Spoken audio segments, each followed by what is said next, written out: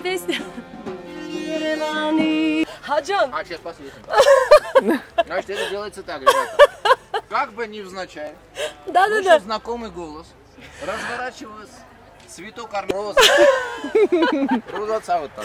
Хаджан. Твое здоровье, красавица. Спасибо большое. Пей и оставайся такой благоухающей розой, как ты сейчас. Ну, лет еще на 150 минимум.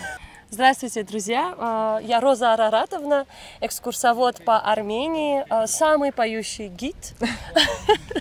И я хочу рассказать про языческий храм, где мы сейчас находимся. Мы находимся на территории Гарнийской крепости. Посмотрите, какая красота, тут ущелье с обеих сторон.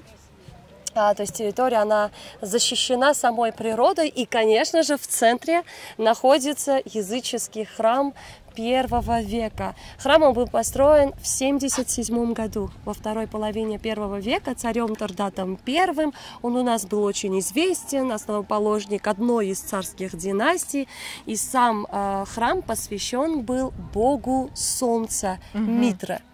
Самое интересное, что здесь была расположена летняя резиденция правящей царской династии, и когда мы приняли христианство в IV веке, этот храм единственный храм, который не был разрушен. Его превратили в дом прохлады, сохранили как архитектурное сооружение, но спустя несколько веков рядом уже с домом прохлады построена была церковь. К сожалению, она не сохранилась, видно только круглое основание церкви.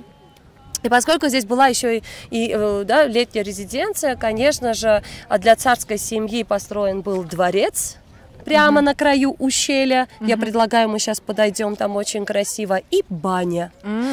Римская баня. Туда тоже зайдем. Очень интересно. Она небольшая, маленькая баня, но построена была по типу бань, которые строились в Древнем Риме. Тип гиппокауст. Сейчас внутрь зайдем. Вы увидите. Хочу показать вот эту картинку. Это восстановлено было, чтобы мы представляли, какой была церковь рядом с языческим храмом. Мы видим храм языческий и стена к стене церковь святого Сиона. Но, к сожалению, наступил 17 век, и было разрушительное землетрясение. Это вот фотография начала 20 века, после уже, то есть после 17 века здесь все было в руинах, и многие камни местные жители забрали, использовали в строительстве. И, к сожалению, от церкви очень мало камней сохранилось, то есть она не реконструирована была, это только основание, чтобы мы представляли, что здесь была церковь, а сам языческий храм, он был реконструирован практически как мозаику, храм был собран. Светлые камни – это камни с 20 века, а темные камни – это камни с 1 века. То есть это вот самые древние камни. И что интересно, для того, чтобы подняться в саму вот целу внутрь храма, нам надо преодолеть 9 ступеней, и они высокие. Это не случайно, поскольку, поклоняясь, осознанно поднимались в храм, где стояла мраморная статуя бога солнца. Внутрь храма заходили жрецы.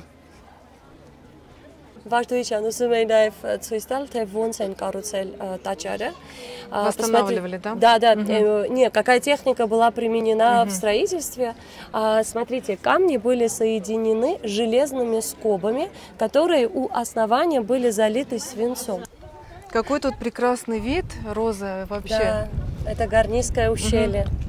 Здесь вид просто замечательный. Внизу река Азат называется река. Свободная. Свободная река протекает. Она горная.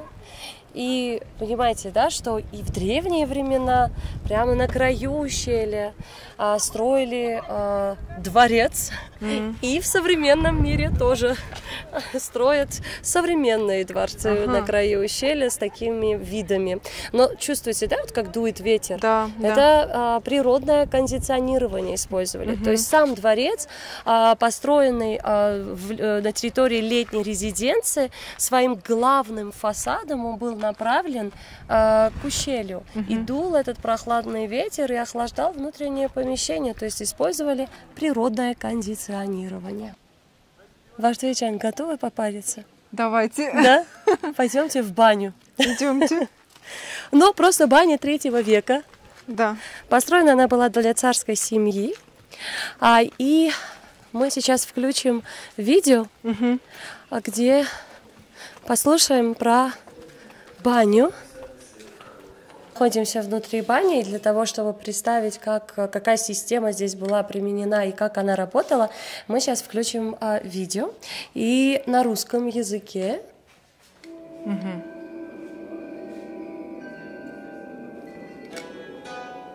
Подобно грекам и римлянам, древние армяне придавали большое значение роли бани, как места для омовения тела, исцеления, встреч, политических дискуссий и совершения ритуалов. Построенная в III веке, царская баня состоит из расположенных в один ряд 5 комнат. Сочетанием систем водоснабжения, отопления и водоотвода устройство бани повторяет распространенную в Риме систему отопления гиппокауст. Первое помещение – аподитериум. Предбанник-гардеробная, за которым с западной стороны следует холодная комната. Фригидариум, теплое отделение, тепидариум, купальня с горячей водой, колдариум, а затем парилка, судаториум.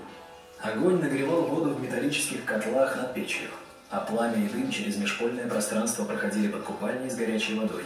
Затем с небольшой температурой под теплое отделение, далее с пониженной температурой доходили до пола холодной купальни. Как кирпичи колонн, поддерживающих пол, так и уложенные на них 2 слоя крупных плит из обожженного кирпича, впитывающие тепло огня и дыма, могли долго удерживать его и равномерно распределять по купальным помещениям. При окончательном удалении дыма из бани некоторое количество тепла согревали стены. Особого внимания заслуживает выполненная из натуральных камней 15 различных оттенков мозаика, украшающая пол вестибюля, которая является уникальным образцом полностью сохранившегося в Армении произведения искусства. В центре изображены морские божества Океан и Фетида и другие мифологические персонажи. Согласно сделанной на ней надписи на греческом «Мы работали безвозмездно», можно предположить, что мозаика была подарена государю.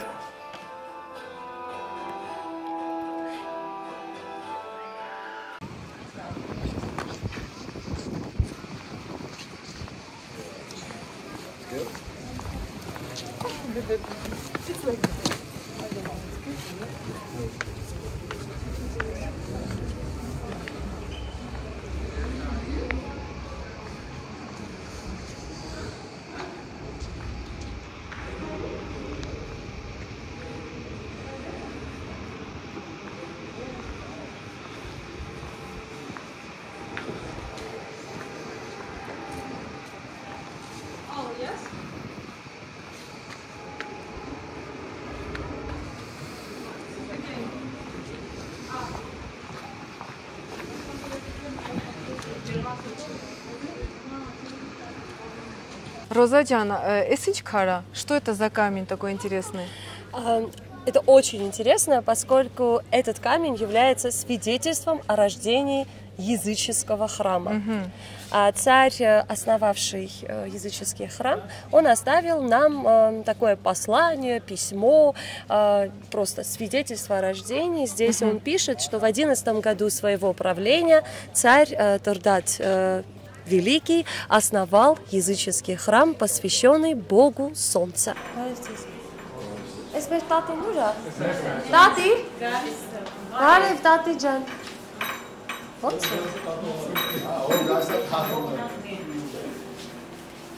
Հա, մի հատ փոքր։ Տատի, հլար։ Այսա տատի հետ ծանոթացրել։ Հենց որը սիրում եմ, չկրակ եմ համար։ Ուրեմն տատի ո՞նց է ձեր անունը։ Իմ անուն տատի է, գրածան տատի գաթա։ Ուրեմն 16 տարի առաջ իմ անուններին տատիկ, իմ իսկական անունը փոխվել է։ Գրքում գրել էին, որ ով կգնա դենիգրացիա եղել։ Մոտիկան ասեղանին, այնտեղ լավ մուրաբանել, գինի, օղի, չգիտեմ։ Ու անունս չեն հարցրել։ Բան են արել, մի հատ սպիտակ կնոպկա ունենք դրան վրան, էդ էլ հաստատել եմ սպիտակ կնոպկա է դրան վրան, այնա չէր աշխատում։ Տարել են գիրքը գրել են։ Не амбуш страница середины про моего товара, про моего характера, про моего не знаю что. И так осталось у меня имя бабуля. До сих пор все кричат: бабуля, мы вас нашли. Корешками подходят, говорят: бабуля, мы вас нашли. Я говорю: бабуля еще не потеряна здесь. Իսկ մենք եկել ենք Ադեսայից, Տատիկ ջան։ Ադեսայից ենք եկել, Օդեսայից։ Օդեսայում եղել եմ 2 անգամ։ Եկել ենք, հա։ Սովետի վաղտը, այո, կամանդերովկա եմ եկել մի անգամ, մի հատ լավ դիրեկտոր ունենք դերս Հայաստանի համար։ Դες բան եմ ուղարկել, հետո մի անգամ գնացեմ անեմ եկել, երրորդ անգամ ուրիշ տեղ եմ գնացել։ Այ հիմա չեմ կարամ հանգալ, իմ ոտերս ինձ դավաճանել են։ Ու տատին ամբողջ օրը ոտքի վրա աշխատում է։ Արդեն գաթայը։ Տատ ջան, ուզում ենք գատա ձեզանից բանը առնենք։ ուզում եք։ Էսի, հա, լավ տակ է, բայց очень горячий։ Մեծը տարեք, երեք, ուզում եք մի ամիս պարեք, ոչ ման չի։ Տվեք մեծը ու գրած է, չէ՞։ Վարորդներն են, տենում ենք որ տանում։ Հա։ Չէ, մենք մեծը կվերցնենք, հա։ Դե դի կտրեմ թողոտ երեխեն, ստե ոնց կուզեք, ասեք, ես լսում եմ։ Մեծը, ասեք որ ուզում եք, ամբողջը նույնն է, քաշով եւ համով, կարող է ես սկսես։ Մենակ խորիզով է, չէ, լավ է, տակ է։ Տակ է, տակինը ուպակովքին արել ենք, թույլատրվում է։ Եթե երեխեն ստե ուզում ուտին, ես քան կտրեմ տամ իրան։ Ոնց եք ուզում ասում եք։ Կտրեք։ Այդ ստեղ եք թողում, չէ, թոնիրը։ Տատի թոնրի մեջ է, չէ՞ թխված։ Սա, 4 թոներ։ Вот, ու ընդեղն է։ Օրենել են նկարել։ Այնա, տեսեք այդ Արինային պատրաստում գաթան։ Դա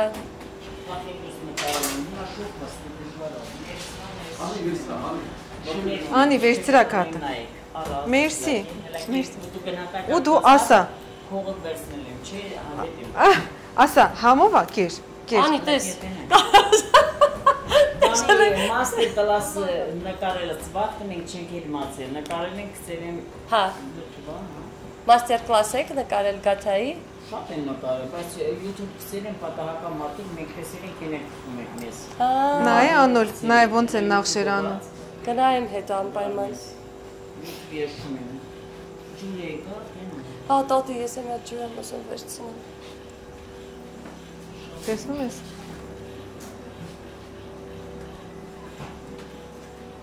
Ախան շոֆերա, դրա համար է ժամանակի, չէ, հա, խանն է։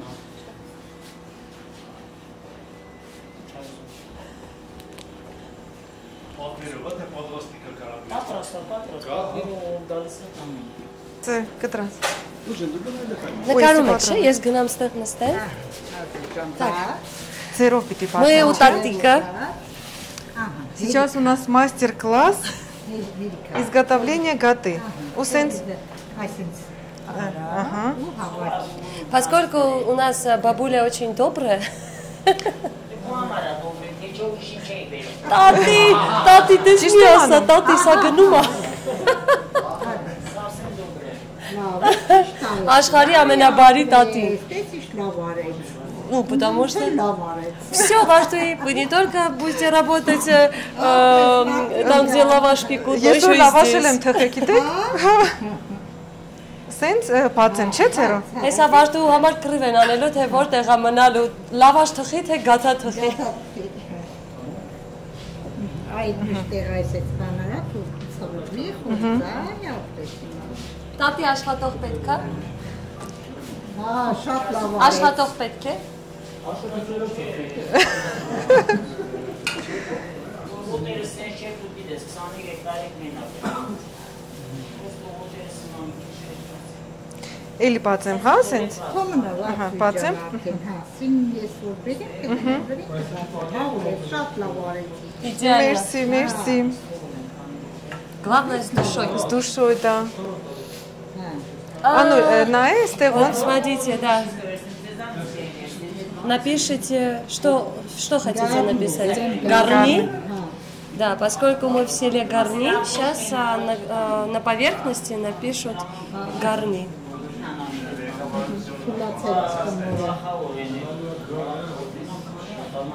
Անուլնա է։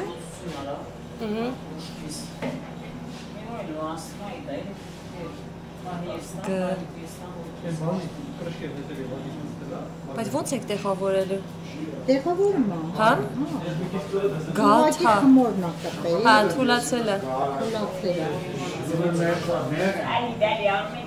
Ջան, թուլացել է։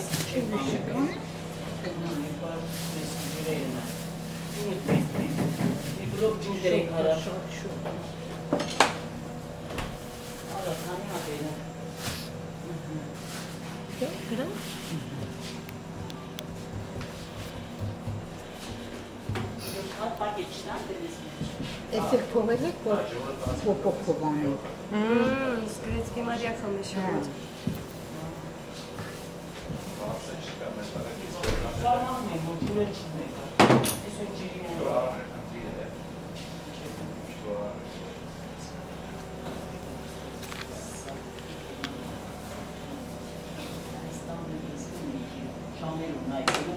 Նա հիմա։ Ասում քուչիկի ինչպես չի, ես բերում դեկնա։ Եկ բլոկը բացում։ Հա, ասես բարակ է չի, քուչուրի։ Հա։ Ինքը տեղավորվում է։ Հա, տեղավորվում է։ Գաթա։ Գարնի։ Գառնի։ Ոյ, գառնի։ Ես եմ մտածում, հա, էլի։ Գա, այդ ռներ։ Այո։ Գառ։ Ն։ Մախշիկ։ Ահա։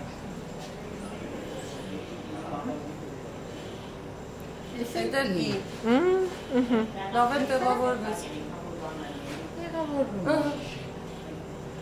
Էսել ինը։ Պրոֆեսիոնալ է, չէ՞, արդեն դուք ձեր աշկաչափը գիտեք, շատ սիրում Ես եմ։ որ նայում էի, մտածում էի հաստատ չի տեղավորվել։ Очень красиво. Вот оно Да. льная. Ուզում եք վերցրեք։ Написано Гарни. Նկարվի, Հա։ Вот. Если года, то только в горы. Гарни, հա։ Եթե գատա, ապա գառնի գատա։ Այո։ Настоящая гата. Կարասցումը կսել։ Հա, բայց ամենակարևորը, որ ինքը թխվելու է թոնրի մեջ։ Թոնրի մեջ է, հա։ Դրա համար ինքը ուրիշ ձև է ստացվում։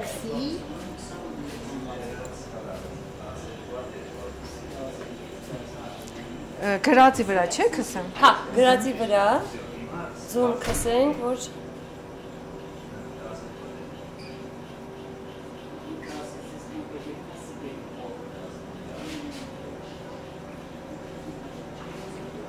լավ խմում է։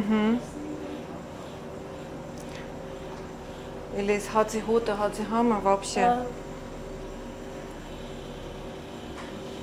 Լավ է։ Հիմա գնանք ճիշտ եմ արել, թե չէ։ Мне кажется, идеально։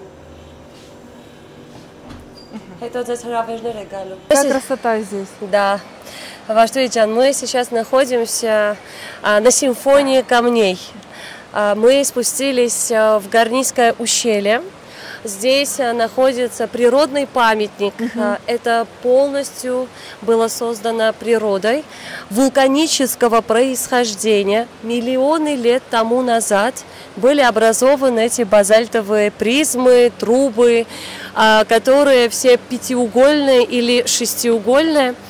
И очень часто мы говорим, что этот памятник еще напоминает природный орган, поскольку, если обратить внимание, эти образования базальтовые, они нависают на разной высоте. Сложно поверить, что это было создано природой. Я иногда шучу, говорю, что если вы гуляете по симфонии камней, то нужно просто восхищаться. Даже ни на секунду не думать о том, что здесь человек никакую роль не сыграл, потому что кажется, что это все было высечено просто человеческими руками, но нет. Это все было создано природой. Здесь у нас протекает река Азат, мы видели уже с Гарнийского храма. И также обратите внимание, тут есть старый мост 11-12 веков, сейчас он реконструирован. И на другой стороне уже начинается территория заповедника Хосровского. Вот такая красота, созданная природой. Мы приехали в монастырь Гигард, и сейчас поднимемся к монастырскому комплексу, но мы будем проходить рядом с местными жителями, которые продают разные сладости. Армянская традиционная гата, наша сладкая выпечка со сладкой начинкой внутри, топленое масло, мука, сахар. Хочу сказать, что тут самая вкусная гата, потому что мы каждый раз, наш приезд обязательно покупаем. Да, и знаете почему?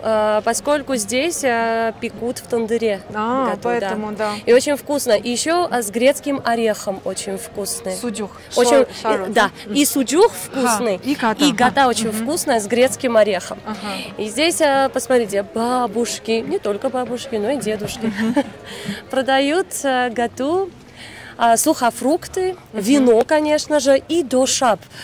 Дошап, знаете, нет? Да, очень, это можно сказать лекарство от горла, если, например, от кашля, от кашля. Вообще это очень целебная настойка. Настойка, да, делается из шелковицы, и помимо того, что вкусно, еще и очень полезно. Полезно, да. Да, гата тут. Բարև ձեզ։ Ուզում ենք ձեր գաթաները նկարենք։ Գրված է Գեղարդ. С любовью. Гата, которая сделана с любовью, конечно же, крест наверху. А это пастила, делается из разных фруктов. То есть здесь и хамува, ченкель каскадзон, воршат хамува. И, конечно же, сладкий суджух, который тоже делается из шелковицы, из виноградного сока. То есть, главное, это, конечно же, грецкий орех. И мы в Армении называем сладкий суджух шароц. Шароц, да. Да, в Армении это шароц. О, մենք նկարում ենք, տեսեք, ինչքան. А это вот в бутылках, это дошап, как раз про который мы говорили.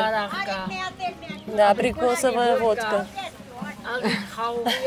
Мне кажется, у всех вкусно. У всех по очереди нужно купить. Да.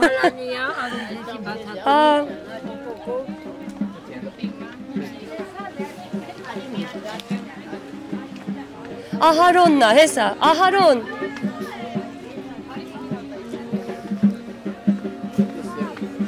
Ահարոն, ողջույն։ Բարև ձեզ, լավ եմ։ Կարելի է երկու հատ հարց տանք։ Կպատմես ոնց ես խաչը բարձրացրել վերև։ Ահա։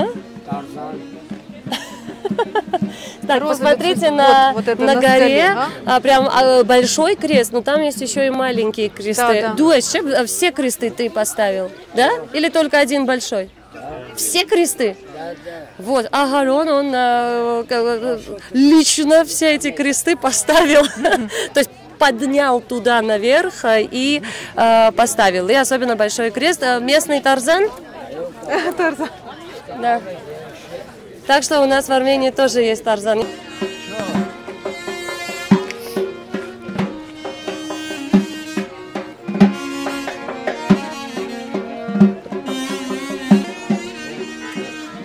Мы остановимся у одного из крестов камней.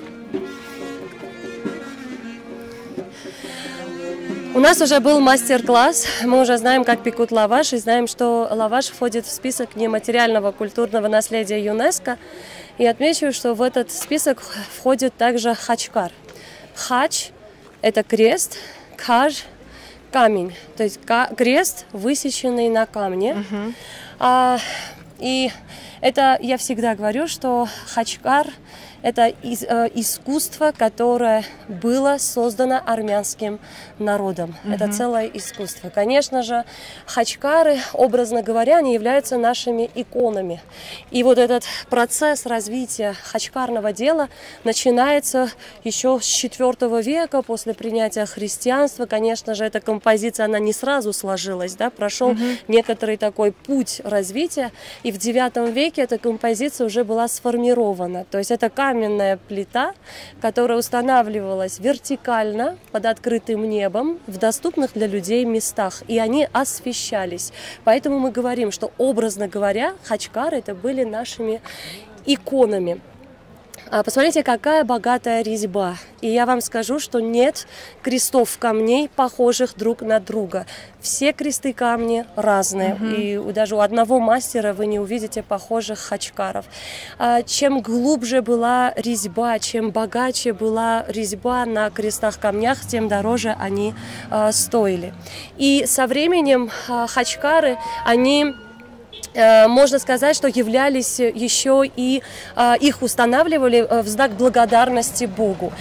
Из надписей на крестах камнях было выявлено примерно 50, даже больше 50 поводов установления хачкаров крестов камней. Например, могли победить на поле битвы и установить хачкар крест-камень, посвященный этому событию. И кресты камни мы видим также на наших кладбищах, но это каменная плита, которая устанавливалась для спасения души усопшего. Это связь между человеком и Богом. Самое главное в центре хачкара, креста камня, это, конечно же, цветущий крест. В Армении крест, он цветущий, он символизирует начало новой жизни, это спасительный крест, и связывает землю, это нижняя часть хачкара, креста камня, с Царством Небесным, с небом, это верхняя часть. Эти кресты камни, они являются современными копиями. К сожалению, их оригиналы, более древние хачкары, они не сохранились. Они были в 16-17 веке созданы, находились в городе Джульфа. Этот город сейчас находится в Азербайджане. И когда в 90-х годах, после войны арцахской, да, вот у нас конфликт был таком на самом пике, да. К сожалению, все кладбище города Джульфи, все армянские хачкары, более 3000 крестов камней были разрушены. Это копии, которые делались уже благодаря фотографиям, да, их создавали. Есть несколько оригиналов, которые находятся в нашем духовном центре в Эчмиадине. Сохранилось всего несколько. Все остальные были разрушены.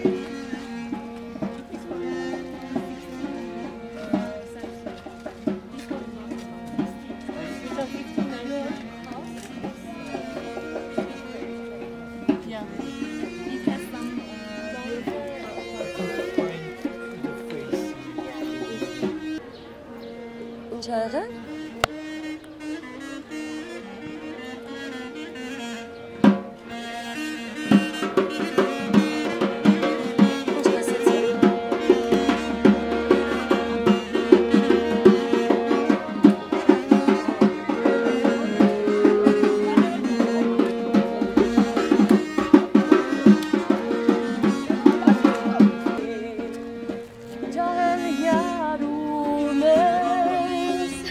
Песня.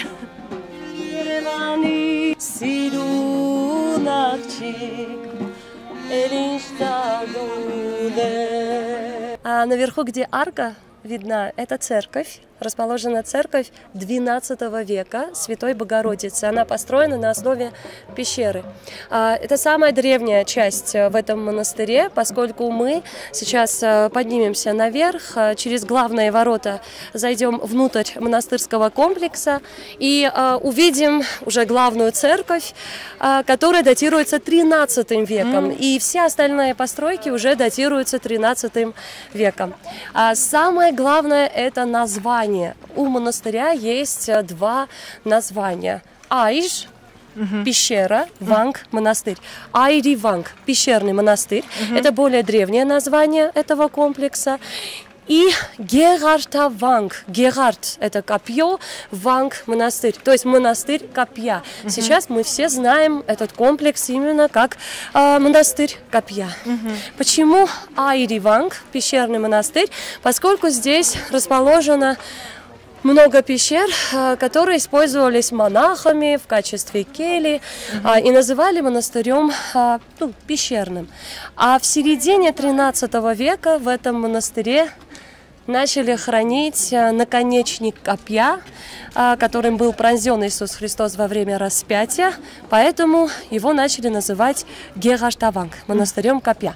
Я про это подробнее расскажу, но сейчас про то, что здесь все бросают камни, и главное тут попасть вот наверху вот в эти углубления.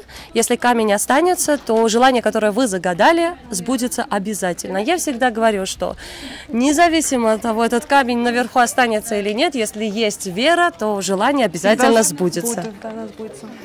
Герард – это мое любимое место. Для меня это место, место силы. Силы и да. аура здесь. И аура здесь очень сильная энергетика. Из особенностей я бы отметила обязательно то, что Гегард, монастырь, он состоит из двух частей. Мы видим церковь вместе со своим притвором. Видите, вот это помещение прямоугольное, это полуцерковное, полугражданское сооружение с западной стороны церкви. Но притвор, он пристроен к скале. И вот главная особенность этого места заключается в том, что в этой скале высечены были церкви. Поэтому Гегард является объектом ЮНЕСКО. Мы туда внутрь обязательно зайдем.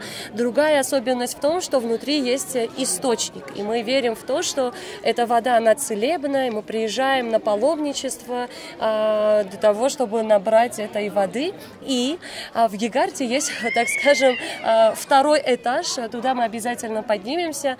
Он известен тем, что вот там наверху, в этом помещении, которое тоже было высечено в скале, уникальная акустика. И нужно обязательно эту акустику, так скажем, проверить или же продемонстрировать. Да, попробуем.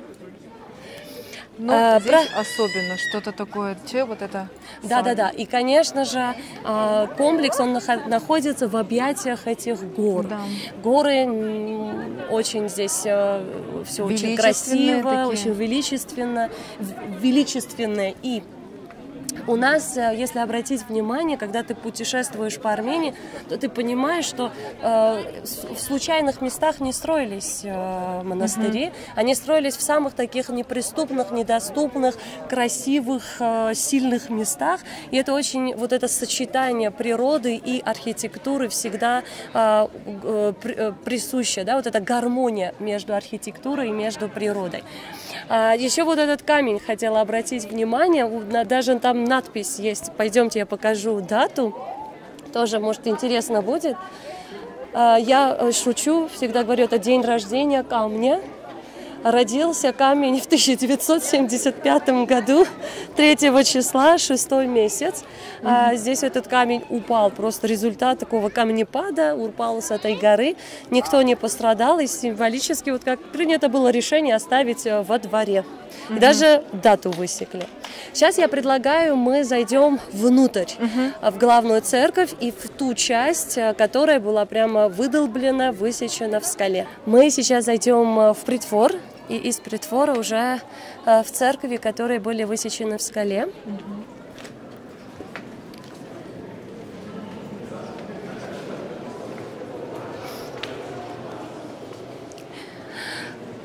Мы находимся в притворе, обратите внимание на центральный свод, псевдокупол. Он здесь роскошный, один из красивейших. Притвор он был построен в начале 13 века. Это первая половина 13 века.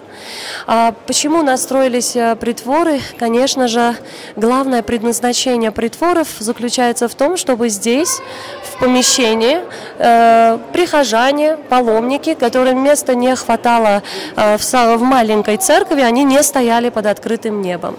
Сюда выходили из церкви во время причастия некрещенные люди. И еще в притворах у нас осуществлялись захоронения.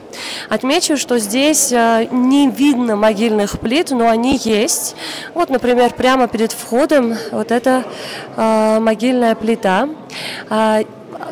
Считалось, что в притворе это самое почетное место прямо перед церковью. У нас в церквях не осуществлялись захоронения, но в притворе хоронили представителей духовенства, и мы ходим по могильным плитам, это не считается осквернением, а наоборот, у нас говорят, что эти люди, они продолжали служить простому народу.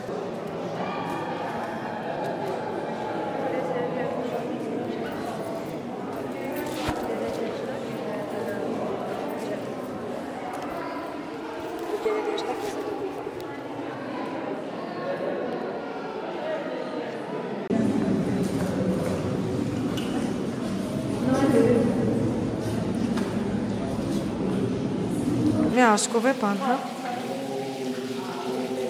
Они, Арсен Сани, подходит к святому источнику. Ага.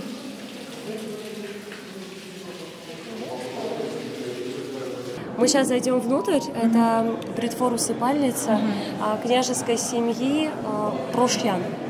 Это семья, которая финансировала строительство той части, которая высечена в скале.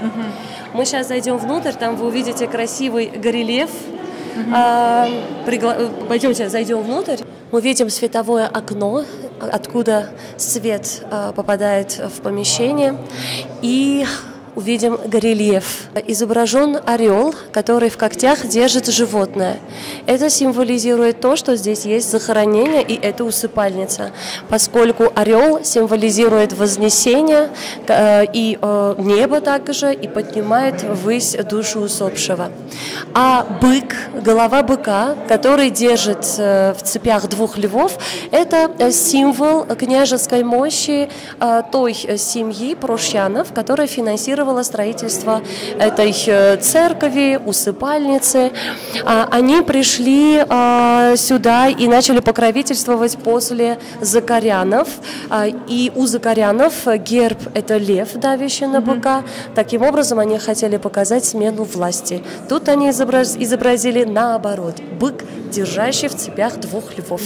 И мне кажется, сейчас там проходит таинство, я полагаю, крещение. Крещение, да, это очень хороший знак. Да, это очень хороший знак. Сегодня суббота, и по субботам, воскресеньям, и на венчание, и на крещение сюда приезжают. Я тихо буду говорить, мне кажется, слышно будет. Церковь, она построена была в начале 13 века. Она святого Катхорике, то есть это главная действующая церковь. Мы видим на алтаре святая святынь. Алтарь, он расположен на востоке. Почему? Поскольку мы ждем второе пришествие Иисуса Христа именно с востока, и на алтаре есть занавес. Видите? Это говорит о том, что церковь действующая. Если на алтаре есть занавес, значит в этой церкви проходит таинство венчания, крещения, воскресная литургия, служба. Это действующая церковь. И на иконы хотела обратить внимание ваше с обеих сторон алтаря.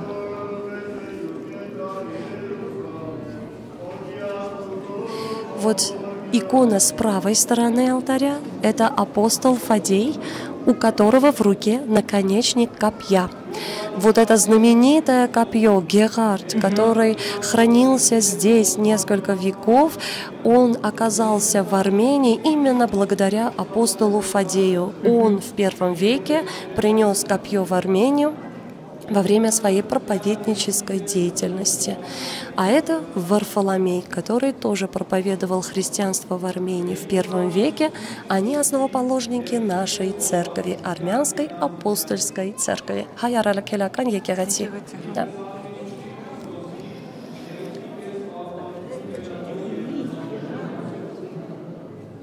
Это Хачкар, крест-камень 13 века. Он уникальный на самом деле по своей резьбе. И наверху, в верхней части, мы видим самого Иисуса Христа. И изображены две сцены – Благовещение и крещение Иисуса Христа. Это верхний притвор, называется так. Помещение, высеченное в скале.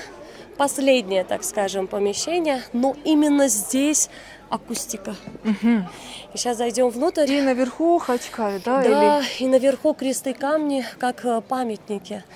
Видите, поверхность хачкаров, она окрашена красной краской. Обычно красная краска на хачкарах символизирует кровь Иисуса Христа. Как памятники они здесь поставлены. А это кели. Вот в таких кельях монахи жили, молились. это все было в скале высечено. А верхний притвор был построен в 1288 году. Это уже конец 13 века. То есть весь комплекс, он сейчас датируется 13 веком. Сейчас зайдем внутрь.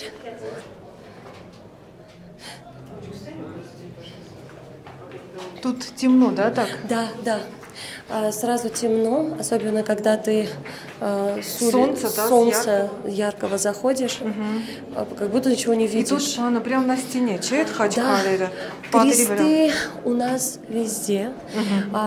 И кресты, они не просто так, на самом деле, их высекали. Очень часто они посвящались тем людям, которые делали пожертвования в монастыре.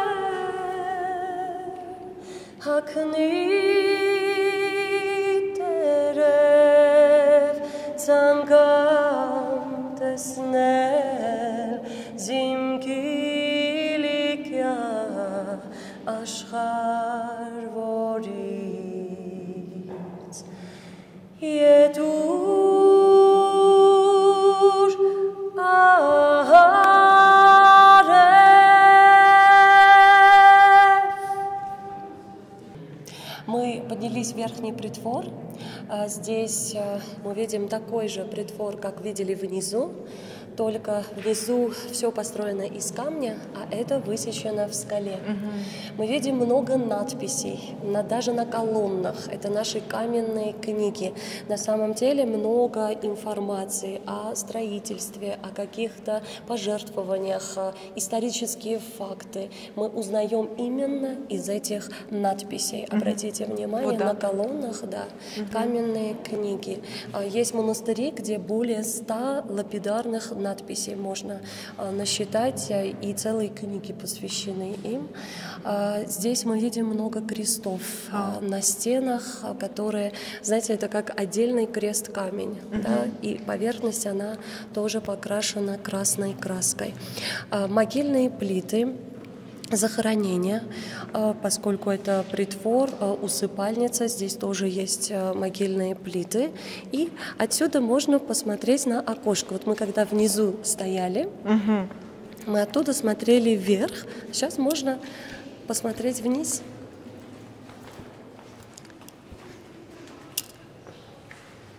Кто там внизу, да? Да, кто там внизу, еще и помахать, поздороваться. Есть один важный момент. Вся вот эта часть, высеченная в скале, была построена в течение 40 лет. Вот поражает именно тот факт, что мастер, которого звали Галдзак, он 40 лет вместе со своими помощниками здесь трудился. И он смог договориться с княжеской семьей и увековечить свое имя.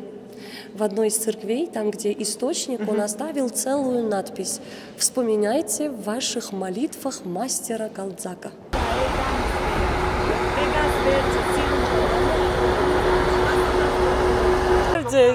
Вонтейк. Лавик. Правильное начало утра, я как полагаю. Мы неправильно начали. Да. Произведение искусства прям. Да? Это какой коньяк? Это 18-летний, но домашний. Мама 47 лет коньякоделом работала на Арарате. Очень короткий. Это для храбрости, чтобы еще раз... Смотри, какой мягкий. Давай, твое здоровье. Хаджан! Сейчас посмотрим. Значит, это делается так, ребята. Как бы невзначай. Да-да-да. Знакомый голос Разворачивалась, цветок И здесь арка. Роза цветок. Хочу. Твое здоровье, красавица. Спасибо большое. Пей и оставайся такой благоухающей розой, как ты сейчас. Ну, лет еще на 150 минимум. Спасибо. Давай, Это уже все, чтобы до конца. Родина сказала, надо. Мы на тебя надеемся. Да. Особенно если на Очень хороший коньяк, 18-летний, да? 18 лет, да. Да. Ой, сейчас у меня настроение поднимется на 18 градусов. У нее сейчас крылья расцветут. Да, и спою. Да она нам, знаете, чего такого расскажет, а потом сама не будет помнить, что рассказала. Хорошо. А на камере же это будет. Да пусть будет.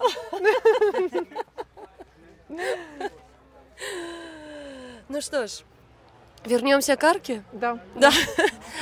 Арка, она посвящена памяти Егише Чаренца. Он очень известный поэт 20 века. И здесь, на дуге арки, мы видим строчки, которые из стихотворения про Армению.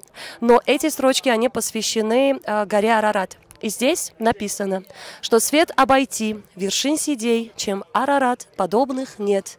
Как недоступный славы путь, свою гору, Масис, люблю.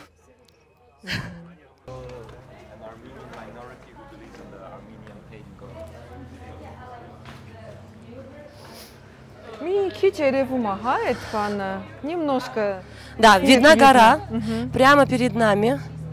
Мы видим вершину Большого Арарата. На вершине Большого Арарата вечная снежная шапка.